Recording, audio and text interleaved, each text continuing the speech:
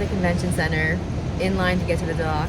The guard said it's going to be about an hour wait, so we're just trying to be patient, and once we get up there, there'll be a crew to help unload the van and get everything to the booth, so that'll be nice. For now, we're just practicing patience. Turning the car on as often as possible for the air. Yeah, they had this turning the car off because we're underground, everyone's car fumes, I guess, I'm not sure why, but then yeah, this is at a different convention center this year than normal. This year it's at the Hynes Center, and the dock's a lot smaller, so you know, the group at Fan Expo did a good job organizing all of us on a schedule to get here at the right time so that there wouldn't be too much of a hassle of a wait, and this is just inevitable because there's so many vendors. So a little look at the line. Time to unload the van, put everything onto a pallet. Getting the stuff onto pallets and hand trucks.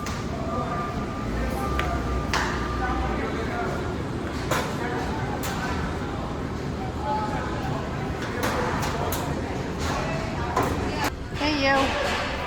Alright, time for boxes.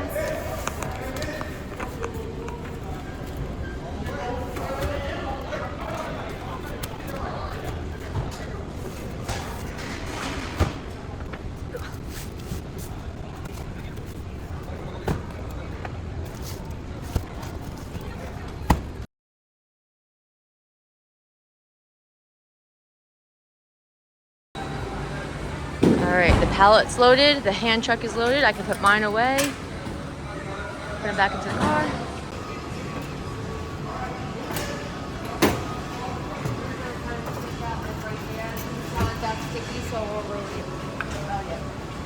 And then I'll push this up.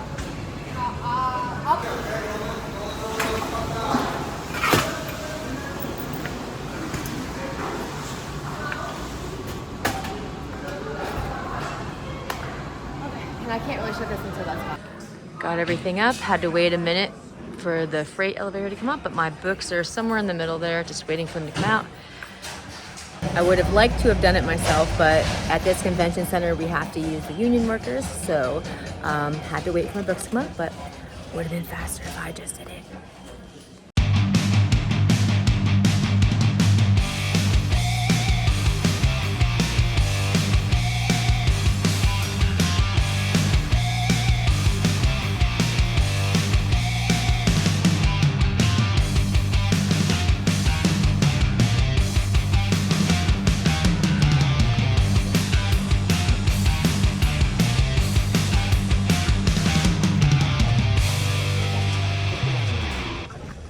My booth is all set up for Boston Fan Expo.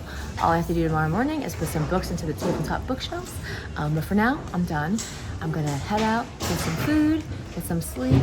Most importantly, see my cousin and her new baby. But that won't be part of the video, so you'll see me tomorrow at the show.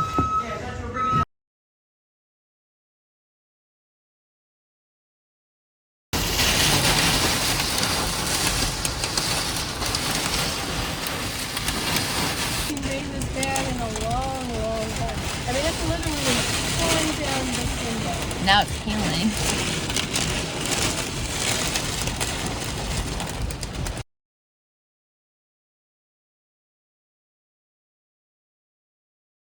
It's day 2 of Boston Fan Expo. I'm super excited to be here. Yesterday I didn't get very many videos. My mom was distracted and doing things, so we didn't get many videos. But today I'll try to get a few more. I'm excited to be here, and I'm excited to find some new homes for my books. We were here last year. Did you hear about these last year? So you know these already, okay. So yeah, then everything else is like sci-fi steampunk. We got the paranormal, the nature dystopia, but otherwise, these guys. The nature dystopia. Oh, did you see the book? The pictures about saving Christmas, but finding beauty within imperfections.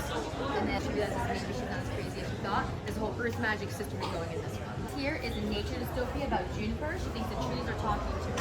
It's crazy. I'm using it. That supernatural things happen. She realizes she might be as crazy as she thought. So dark thriller, dark romance. It's fun. This is a hardcover, or you get 2 books in paperback. The next one is a high fantasy world build about a man made of stone that finds a heart made of glass. He's used to breaking things, so he's not sure what to do. Owner of the heart. It's all turned around, he creature from different lands and learns his God's heart doesn't have the best intentions.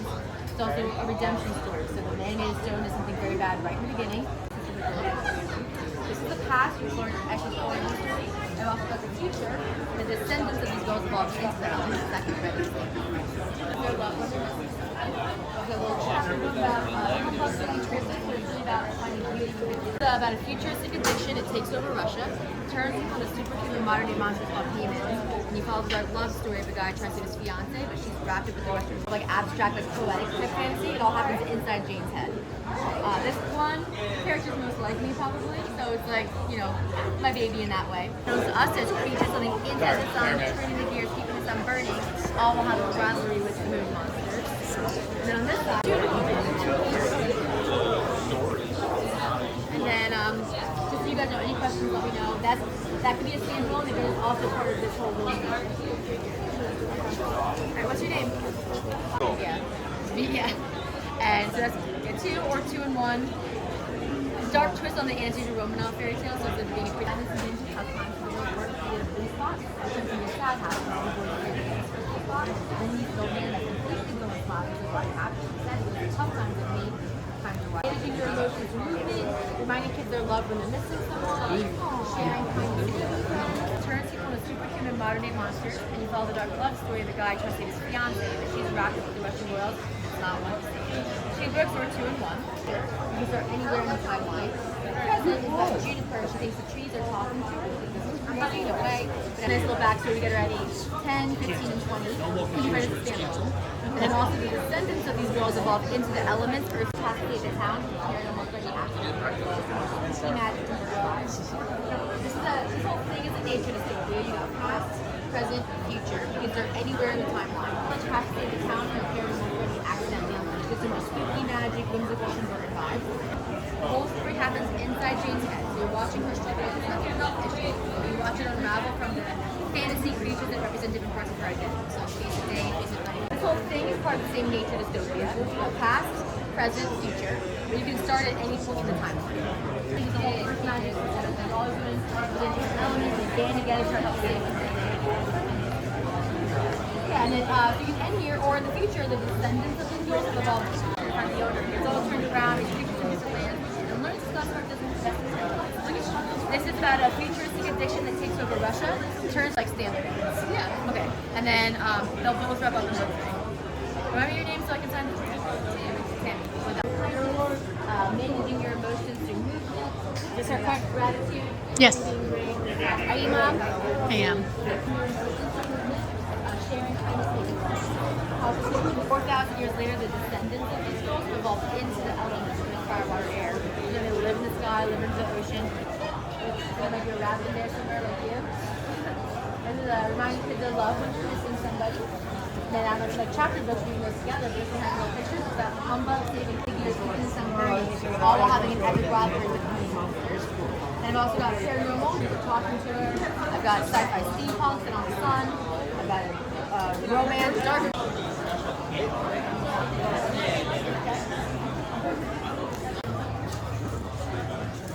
Yeah, so it's fun. So as long as you can think outside the box. And I'm always down to support, local stuff, public health, and all that kind of stuff. I appreciate that. Thank you. What's your name? Do you like the dark stuff? Yeah. So this one's a futuristic addiction that takes over Russia, turns people into superhuman modern day monsters, and you follow the dark love story of a guy trying to save their things, so that's happening. There's a whole earth magic system going on in this series. That the things the trees are saying are happening. She realizes she might not be as crazy as she thought. There's a whole That is amazing. Great job. Well, how big she realizes she might not be as crazy as she thought. There's a whole earth magic system going on here. And then in the future, the descendants of those girls have evolved into the elements earth, fire, water, air. Because the trees are talking to her. It's crazy how we're using it. That the things they're saying are happening. Overall, one of the series, a man made of stone finds a heart made of glass. He's used to breaking things, so he's not sure what to do. And he goes on this epic misadventure. Sci-fi steampunk on the ocean, in the sun, turning the gears, keeping the sun burning, while there's a rivalry between the monsters. I've got a dark romance. I got paranormal as well, sci-fi steampunk, monsters and Russian with dark romance, high fantasy world building, man made of stone finds a heart made of glass. So about a futuristic addiction that takes over Russia, turns people into superhuman modern-day monsters, battle around it. There's a whole Earth magic sisterhood going on in this one. In the future, the descendants of these girls evolve into the elements of Earth, fire, water, and air. I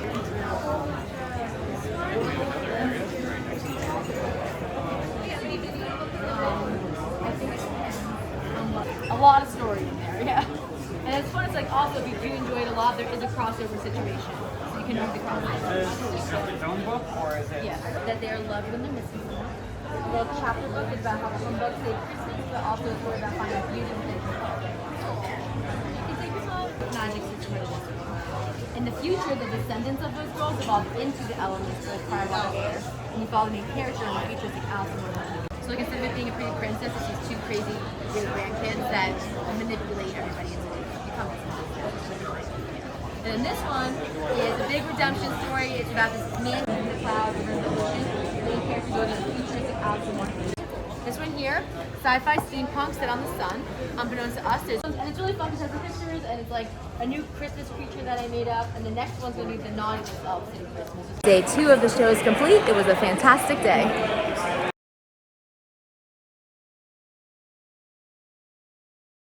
It's the third and final day of Boston Fan Expo. Super excited to be here and can't wait to find some new homes for my books. Let's get the day started. Past, present, future. Yes. You can kind of start at any point in the timeline. You think he's the boss? You're dressed like the boss, so I guess. You can stop here, or in the future, the descendants of these girls have evolved into the elements: earth, fire, water, air. Yeah. And Inside the sun, trees, gears, keep the sun burning while they ride through the monsters. You found those too. Here, I've got you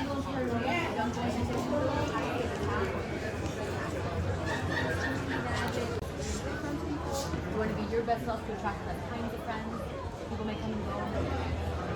Nope, so this one's 2 and done. And then I have a crossover situation, but it's done after this. You don't have to keep it down. And this is my high fantasy world build, but I am just doing to find a partner in glass. I think it makes it adventure to find an owner. But it's also a redemption story, so if you did something terrible right in the beginning, yeah, you don't express your forgiveness, you have to pay attention. Because all the girls kind of band together to try to help save them. Yeah, if you want to pick it up first, yeah. It's good to also like, you know, dive in if you like it, and that's totally understandable. What's your name? Jerry.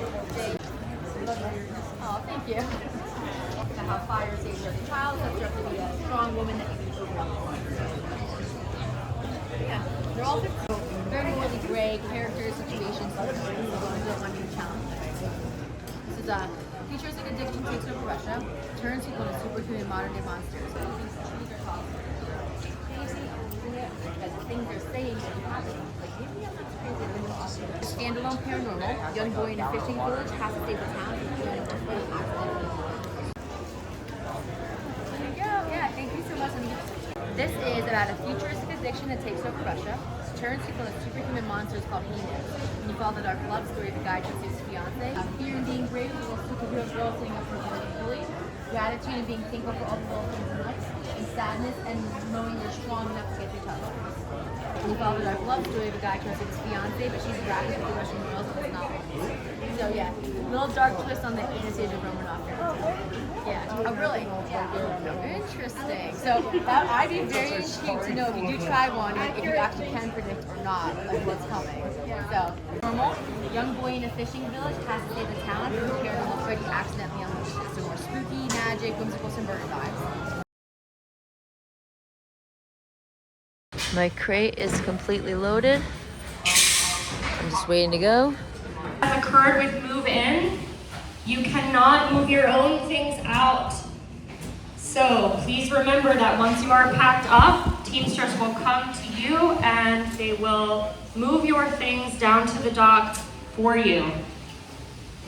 A big thank you for your patience. Please know things are in motion. We have limited space on the loading dock.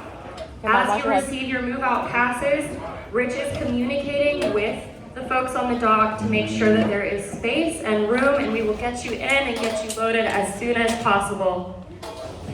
This venue requires that we use the union workers, which is why I can't dolly it all out myself.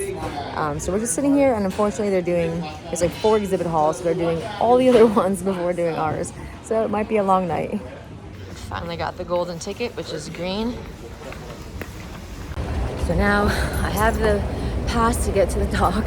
I gotta go get the car, which is about a 10-minute walk away, get it to the dock. We're gonna bring all of our stuff down. This is a mess. I am at the car. What a disaster. Okay, so my booth was all loaded up and ready to go around 5:15. Everything was on the pallet. I told the guys I was ready to go. I was number 13 on the list. And then I find out an hour and a half later, I've been sitting there like a dummy because they told me they'd bring the pass to me. I find out an hour and a half later that I have to go stand in the line to get the pass. So I stood in the line, got the pass, a little green ticket, had to walk. I couldn't even get to the car until I had the pass. So normally my mom would go while I was cleaning up the booth to get the car. So now I had the pass, just walked 15 minutes to get the car. Now I'm gonna go drive. I just wanna eat some dinner. Officially in line to get to the dock. It's a nice long line, so I don't know how long I'll be sitting here. It's 9:52 p.m. Booth was loaded up at 5:15. I whole debacle. Then I got a pass to leave at 7:20, I think it was. Got my car around 7:20. Got into line for the dock. Was sitting in line for an hour. They told me to leave to go to the marshalling yard. Went to the marshalling yard. They sent me back to get in line here. Probably around, I'm gonna say 8 p.m., 8:15. I've been sitting in this line until now, which is like 10 p.m. I do shows at convention centers all over the country. This is by far the worst move out process I've ever been part of. Boston Fan Expo is normally at the Seaport Convention Center, which is by the water. This year they were here because of construction problems or construction conflicts over there. Hynes Center, which is where we were this year, what a mess for load-in and especially for move out. Next year it's back at the Seaport or the Convention Center by the water. So thank God, because this is awful. I'm being very patient. I'm being very calm. I want to scream. I want to cry. I want to eat. I want to go to bed. But freaking out solves nothing. It doesn't help. So I'm staying calm and just trying to be patient. This is what the area looks like. There's about 10 spots back there. Not very many. All right, I'm officially parked. We got the hand trucks out. Pallet should come down in a second. It's 10:30 p.m. Van is parked, waiting for my pallet. Waiting, everyone's loading their vans, still waiting for my pallet. You can see everyone's are getting brought down one by one. Minutes are passing, just waiting for my pallet. Mom was upstairs sitting with the stuff while I got the car. She finally came down to join me, and the pallet should be here soon, hopefully. 5.5 hours. Here it is, my stuff. Okay, Nikki is loading up the van.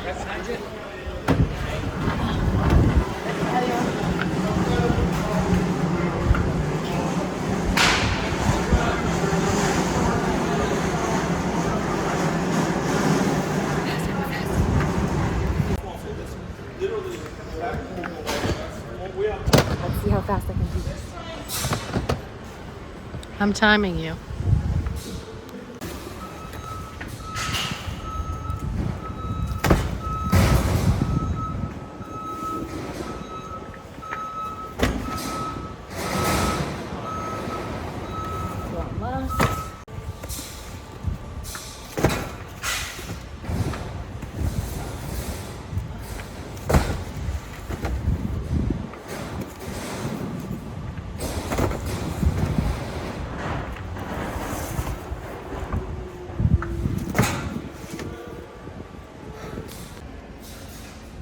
So these guys are doing 10:55 p.m. basically 11 p.m. Car's loaded. Mom's at the helm of the van. Time to get the heck out of here. We're both starving. We happen to have a bag of pop chips in the car, so dinner. Bon appetit.